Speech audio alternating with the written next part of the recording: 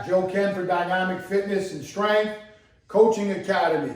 Today we're going to go over preparation progression sets.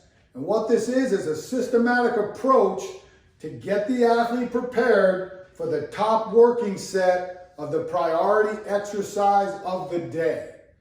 The concept of preparation progression sets fell into my lap from an article written by strength coach legend, powerlifting champion, and USA Strongman legend Mark Philippi while he was at UNLV, and what he had used, I believe, as a way to prepare for his heavy deadlift sessions. So this was an article I probably read in the late 1990s, possibly the early 2000s. So I've had this in my repertoire for quite a while, and now we're going to explain it to you, and hopefully it gives you a better sense of how to help prepare the athletes for set one of the big lift of the day. First off, remember, this is not warming up. Just like we spoke about last week, we're not going out there doing a general warm-up for our strength training sessions. That's why we talked about the pre-activity prep and how that is built to prepare you for the strength training sessions. So we finished the PAP, and now we're entering the priority of the number one lift of the day. Now it's truly lift-specific preparation to get the athlete ready to move a high load in a quality and efficient manner. So here's some bullet points of why preparation progression sets is a good addition to your programming. First and foremost, technical efficiency. When I first got into strength coaching and we would use percentage-based programs, we would tell the athlete they had 5 sets of 3 at 80%, and after taking them to the field for a dynamic warm-up or general calisthenics, they'd walk in and put 80% of the load right on the bar and start. Not a very good way when we're talking about our number one goal as a strength and conditioning program is to prevent or reduce injury, and what I like to call protect the athlete. That's not conducive to doing that. So you find different ways to figure out how do you get athletes to properly progress to get to set one. A lot of very strong athletes in powerlifting will use the plate method, depending on how much they squat. They'll just go 1 plate, 2 plate, 3 plate, 4 plate until they get to the proper load. I used to do a plate and a quarter as a powerlifter, where I'd go 135, 185, 225, 275, 315, 365, 405, 455, and then some. Some people thought that was too much, and maybe it was. For me, I needed a little more. That was my feeling. And that's something that you can talk to your athletes about after this is instituted. But this is a simple way at least to get a baseline and get them prepared. And that's the big thing. From a technical standpoint, they can use lighter loads than the working set to get their capabilities ready for the big set. It's also a good time for a coach to tweak technical efficiency if he sees a little things that can be worked on, because when the athlete gets to the top set, the last thing that I really want to do during the set is bark out specific technique. I want the athlete focused, again, mental prep and focus, why we build the prep, so that when it's go time, that athlete knows that he's in best preparation to perform those sets with no one going crazy unless it's somebody giving them some fired up and acknowledge them to get their emotional arousal up for a big set. So, technical efficiency, mental prep and focus. Again, every rep, whether it's the bar to the load, you are preparing and focusing as it's a max lift. That's how you build technical efficiency. Grease the groove, which actually ties into technical efficiency. Smooth flow of movement pattern, regardless of what the exercise may be. Just getting a little more lather, a little more sweat, a little more heart rate, a little more prep as your mind continues to build and you're building confidence through your technical efficiency and grease the groove. But more importantly, and my son brought this up to me today when we were talking about it, it can also help the athlete and the coach auto-regulate the day's load. What I mean by that is, if the athlete going through his preparation progression sets feels a little off or feels something's not right or mentally may not have it that day, we can adjust the top sets accordingly based on how this athlete feels going into the top work set. Also in accordance, he may be feeling extremely well, and after a couple of working sets, we take him off the script and push the loads higher. But you would not get that capability if we ran right into the 80%. We would not get to understand what the athlete is feeling from a mental and physical sense going into work set number 1. So as we recap why the bullet points and what the bullet points are, preparation progression sets or PPS, these are not warm-up sets. We are not warming up. We are preparing to maximize our efficiency on top loads of the day. So we have 4 bullet points, 2 tie together each. Technical efficiency ties in with grease the groove, and mental prep and focus helps us tie into auto-regulate, which might be the most important one of the preparation progression set. Sorry about that.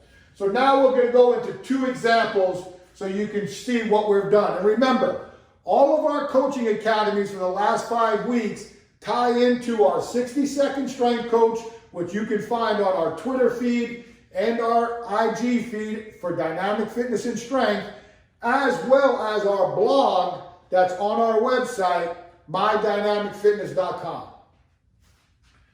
So we're going to talk about example 1. The athlete squats 500 pounds and the top working set is 80% or 400 pounds.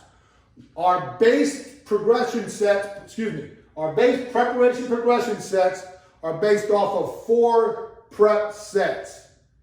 And they are specifically designated with percentages and rep schemes. In this model here, this is what I call a 10% jump, because the last 2 prep sets are 10% apart as we reach the working set. In the simplest mathematics, so that you understand in this case, we are going to take a percentage of the top load of the day to build our preparation progression sets. Those standard progressions are, if the top load of the day is 100%, we're going to start with set 1 at 50%, and the repetitions will be 5 through 8. The next set will be 65%, 3 through 5. 80%, 2 to 3. 90%, 1 to 3. These are the rep ranges that the athlete can choose from, or you as a coach can prescribe them specifically. I generally prescribe them specifically. It's just a little bit easier, and I always tend to go less reps during the prep unless I know an athlete needs a little bit more, and then I'll tell them to add a couple of reps on their last 2 working prep sets before they hit their main lift of the day. Now, if you're using percentages, like most of us do, you can just actually take the percentages of the max 500 and put it into your spreadsheet or whatever dashboard or app system you may use to create your programming. So on our cards, it would look like this. 80% is our top working set. So 72%, we'll go backwards. 40% would represent our first prep set, 52 our second, 64 our third, 72 our fourth. And then that would project off 500 pounds, where if you use the 90-80, the general method, it goes off of working set 1. So now as you look at it, you will see the athlete has finished the PAP. He's now entering the platform to squat. If you feel, or if the athlete desires, they can take what I call a pre-prep. Generally, I always recommend, if the bar is over 200 pounds for a squat, it's in your best interest to take 135 for an 8-rep set. It's not going to affect you. It makes it go from 0 to 100 a little bit slower, but remember, greasing the groove is more important than a monster jump right off the bat, especially when it's the first working set of the day. I'll use 95 pounds sometimes at this point in my training before I even get to my preparation progression work sets, or excuse me, my prep sets. So in this particular case, I've told the athlete we'll take 135 for 8.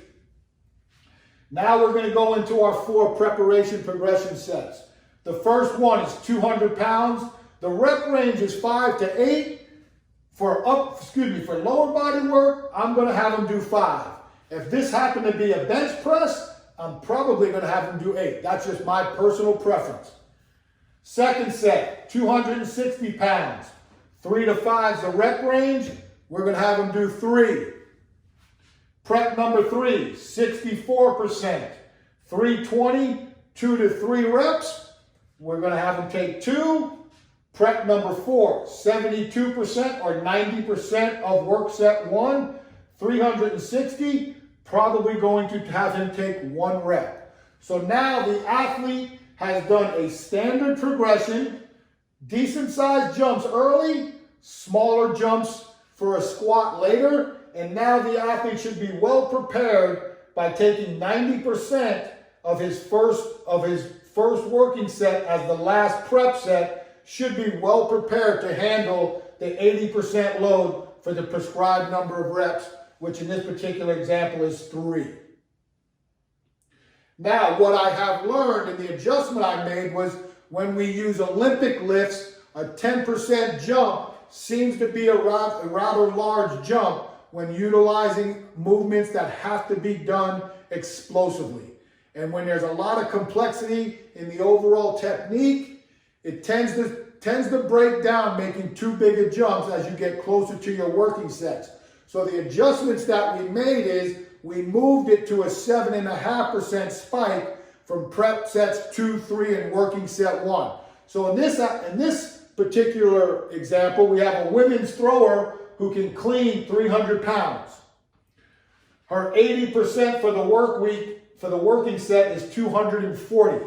So you'll see work set 1, 80%, 240 for 3.